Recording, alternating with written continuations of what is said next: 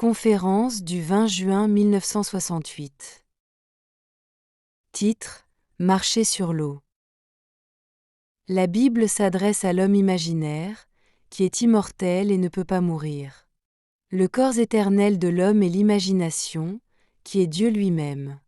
Le corps divin, Jésus, nous sommes ses membres.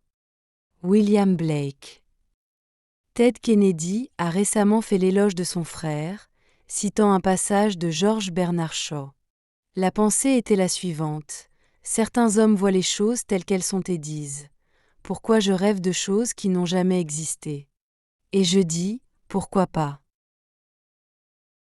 Quand vous pensez à votre naissance dans ce monde comme un acte de Dieu, quelque chose peut-il être impossible à Dieu?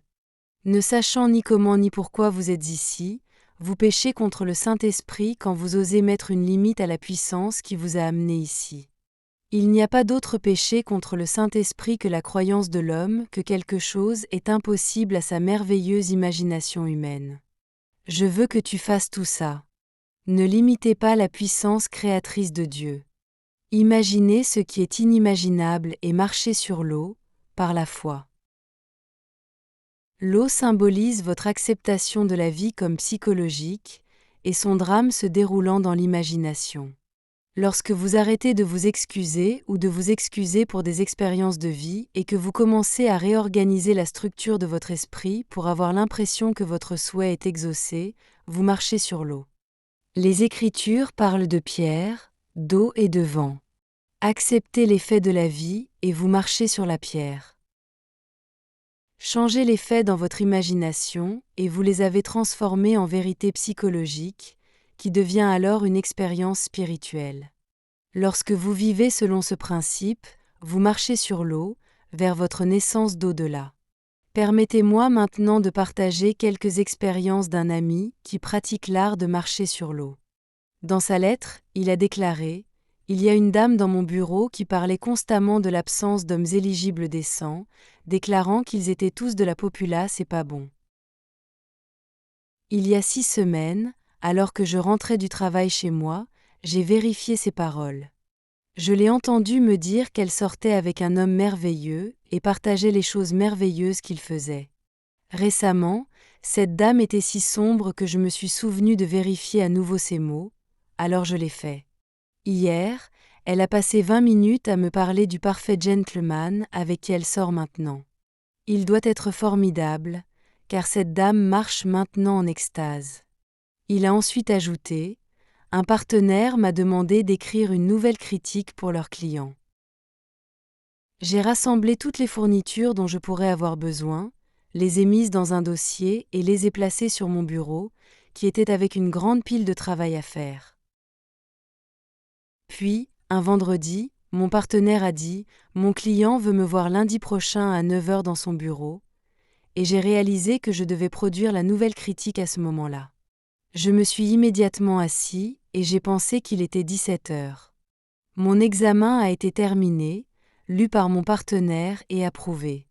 Je l'ai entendu dire: « C'est bien. » Satisfait de cette scène comme résultat final, j'ai localisé le dossier, je me suis assis devant ma machine à écrire et j'ai écrit 4 pages, comme si tout se passait bien. À 17 h de l'après-midi, mon partenaire s'est arrêté à mon bureau. Quand vous croyez vraiment que l'imagination crée la réalité, vous saurez qu'il n'y a pas de fiction. Comment peut-il y avoir fiction alors que l'imagination crée toujours sa réalité? Vous pouvez entendre quelque chose que vous n'aimez pas, mais parce que l'imagination crée la réalité, ce que vous entendez a d'abord été imaginé, sinon cela ne serait pas arrivé. Lorsque vous revoyez ce que vous avez entendu en arrêtant l'action et en réécrivant le scénario, vous marchez sur l'eau, imaginant la réalité que vous voulez entendre et la faire apparaître dans votre monde. Mon ami a poursuivi sa lettre en disant: « Il y a certaines choses dans ma vie que je ne comprends pas. Dimanche dernier, alors que ma femme, notre plus jeune fils et moi plantions des fleurs d'été, j'ai réalisé que je vivais, en détail, ce que j'avais rêvé de ce qui se passait l'hiver dernier. À ce moment, j'ai pensé que le rêve devait être symbolique, mais ne connaissant pas le symbolisme des Chaque événement de la vie contient en lui quelque chose qui dépasse votre expérience physique. Les fleurs symbolisent la croissance des plantes. Pendant l'hiver, quand rien ne pousse, il a planté des graines qu'il récoltera non seulement dans le monde de César, mais aussi dans le monde des esprits. Si vous ne voyez pas votre récolte immédiatement, croyez que vous l'avez fait, elle viendra que vous la reconnaissiez ou non. Et ne péchez pas contre le Saint-Esprit en disant que quelque chose est impossible, car Dieu est votre propre imagination humaine merveilleuse et rien n'est impossible à imaginer. Quand quelqu'un vous dit quelque chose, bien que vous puissiez nier sa vérité ou sa possibilité, vous devez imaginer pour comprendre ses paroles. À moins, bien sûr, qu'il parle une langue étrange, alors tout cela n'a aucun sens. Comme Paul l'a dit, je ferais mieux de dire 5 mots avec compréhension que 10 000 mots qui ne peuvent être compris. Ne pensez pas aux raisons pour lesquelles vous ne pouvez pas réaliser votre souhait. Pensez simplement que vous l'avez déjà.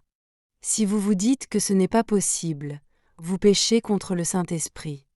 Je ne connais aucune limitation à la puissance de Dieu. David est décrit dans le livre de Samuel comme blond, avec de beaux yeux et une peau propre. Si vous jugez par les apparences, alors certaines races pourraient être exclues, mais David n'est pas de ce monde. David est celui qui surgit en nous à cause de la descente de la semence de Dieu. Que vous soyez caucasien, noir ou oriental, le Christ, la semence de Dieu, descend et est planté en vous. Et lorsque l'union entre cette semence descendante la plus élevée et ce qui n'est qu'un être animé a lieu, vous êtes individuellement élevé à un monde surnaturel, où vous vous connaissez comme le Père du Fils unique de Dieu, David. Je vous exhorte à utiliser votre imagination pour tout ce qui est gentil et aimé. Quel que soit votre désir, votre imagination vous le donnera, car l'imagination humaine est le corps divin que le monde appelle Jésus. Parce que vous pouvez imaginer et je peux imaginer, nous sommes membres de ce corps divin, et tout est possible pour cela. Il n'y a pas de chose impossible pour Dieu. Il ne vous reste plus qu'à imaginer sa réalisation.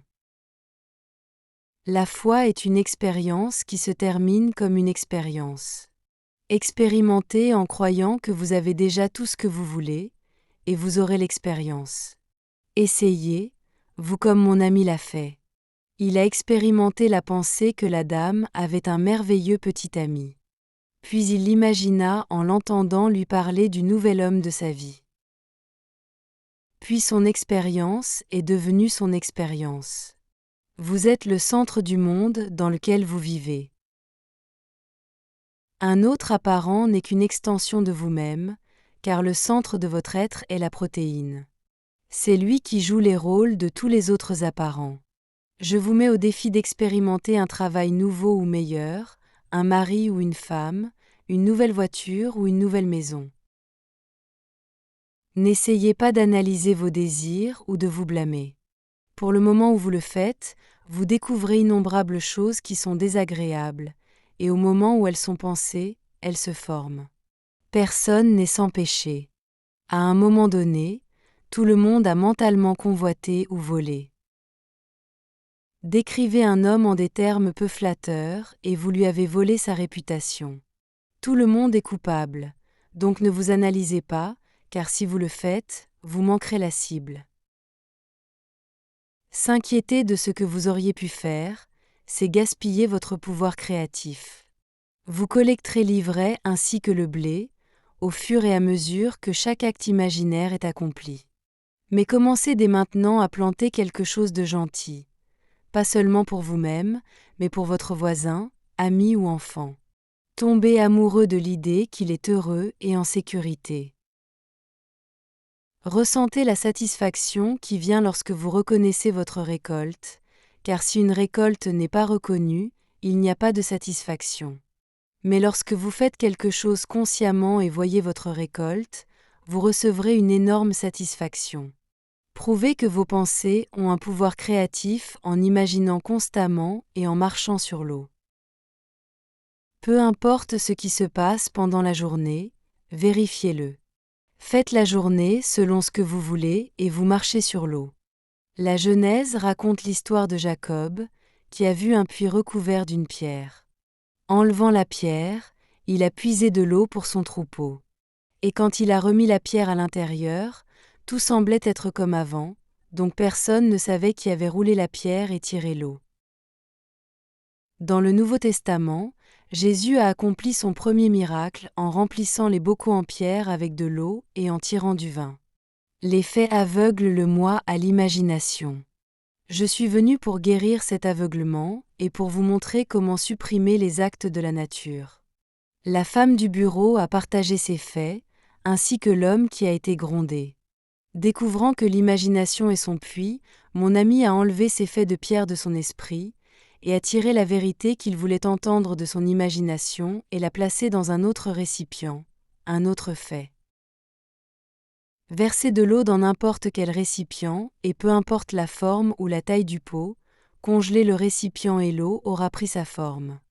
Donc, si vous enlevez la pierre et enlevez l'eau, vous pouvez la placer comme vous le souhaitez et elle sera extériorisée. Ne laissez pas passer une journée sans pratiquer l'art de marcher sur l'eau. Chaque fois que vous utilisez votre imagination avec bonté au nom d'un autre, vous agissez en tant que médiateur de Dieu avec l'autre apparent. Tant de gens utilisent leur imagination avec méchanceté, ils agissent également en tant que médiateurs de Dieu avec cet autre. Des millions de personnes croient que quelqu'un a jeté une malédiction sur les Kennedy.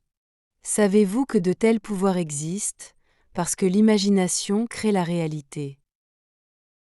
William Butler Yeats a dit un jour « Je ne serai jamais sûr que ce n'est pas une femme marchant sur le pressoir à vin qui a déclenché le changement subtil dans l'esprit des hommes. » Ou que la hâte avec laquelle tant de pays ont été livrés à l'épée n'a pas commencé dans l'esprit d'un jeune berger, éclairant ses yeux un instant avant de courir sur son chemin. Qui sait qui, ce soir, se sentant blessé et trahi par un ami, mettra ses pensées de colère et de vengeance en mouvement, sans aucune pensée de regret. Peut-être qu'il ne connaît pas l'art du pardon ou n'a pas le désir de pardonner, permettant ainsi à vos pensées de bouger, de se construire et de se construire jusqu'à ce qu'elles atteignent leur fin inévitable, se façonnant dans votre vie. Mais comme l'a dit George Bernard Shaw, certains hommes voient les choses telles qu'elles sont et disent « Pourquoi je vois des choses qui n'ont jamais existé et je dis « Pourquoi pas ?» Je vous raconte l'incroyable histoire de Jésus-Christ, le modèle que l'homme doit suivre pour échapper à la mort éternelle, et je vous dis « Pourquoi pas ?» Comment pouvons-nous, nous qui sommes nés physiquement par la grâce de Dieu, mais ne pouvons pas faire pousser un cheveu sur la tête ou un ongle sur un doigt, oser mettre une limite à la puissance de Dieu? Si la grâce de Dieu nous a donné la naissance physique, cette même puissance ne peut-elle pas nous donner une naissance spirituelle dans un monde supérieur? La promesse est « Vous naîtrez d'en haut ». Si Dieu fait une telle promesse, il a le pouvoir de la tenir. Et il le fait grâce à son don de vision. Nés de la chair par une puissance au-delà de nous-mêmes, nous sommes destinés à naître dans un monde spirituel par une puissance au-delà de nous-mêmes, à cause de la semence de Dieu descendue et unie avec nous. Elle a été plantée par un acte créatif, et lorsque cette graine est fécondée, elle éclate, le motif se réveille et nous entrons dans une ère entièrement différente. Le modèle de Dieu a éclaté en moi. Je vous raconte mon histoire dans l'espoir que vous qui l'entendez la croirez et vous en prouverez la vérité.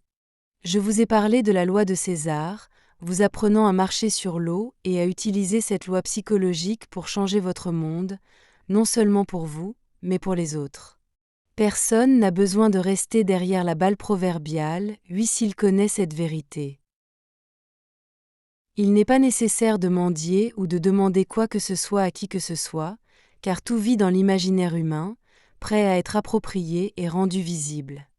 Le monde entier naîtra d'en haut, car le monde entier est Dieu et il n'y a rien d'autre que Dieu. Personne ne peut échouer, mais l'histoire de Dieu doit être entendue et crue. Alors Dieu s'envoie comme messager, choisissant un individu et l'imprégnant. La personne peut savoir ou non ce qui se passe, mais dans l'intervalle de temps parfait, la naissance aura lieu. Tout le monde ici est appelé avec un but. Si vous n'avez pas été unis à cette graine, attendez, c'est sûr et il ne sera pas trop tard. Il y a ceux qui ont été conscients quand ils ont reçu la semence, d'autres non. Mais quand l'enfant est né, cela importe-t-il que l'on se souvienne ou non du moment de la conception? Tout cela est l'accomplissement d'un plan parfait dans le corps éternel de Dieu, chacun accomplissant son ordre spécifique. Il y a ceux qui seront l'apôtre, d'autres le prophète, d'autres encore l'enseignant, l'aide et le guérisseur. Il y a différents niveaux dans le corps de Dieu, mais cela n'a pas d'importance, car dans ce corps nous sommes tous un. Prenez-moi au sérieux. Lorsque vous savez ce que vous voulez dans la vie, construisez une scène qui impliquerait que votre souhait est exaucé. Voyez-le aussi clairement que possible. Ressentez son naturel. Expérimentez jusqu'à ce que vous sachiez que la scène et tout ce qu'elle implique est réel. Maintenant, dans la mesure où vous croyez en sa réalité, votre expérience deviendra votre expérience. Ne vous arrêtez pas là. Continuez à imaginer et partagez vos résultats avec les autres. Dites-leur comment se libérer de cet esclavage de César. Quand vous savez qui vous êtes vraiment, vous n'envierez personne. Comment pourriez-vous, quand vous savez que vous êtes Dieu et qu'ils ne sont que vous-même projetés? Si demain, quelque chose entre dans votre vie qui ne vous plaît pas, ne l'acceptez pas. Éliminez la cécité en vous demandant ce que vous aimeriez plutôt que ce qu'elle semble être. Entrez dans cette pensée. Délectez-vous comme si c'était un fait.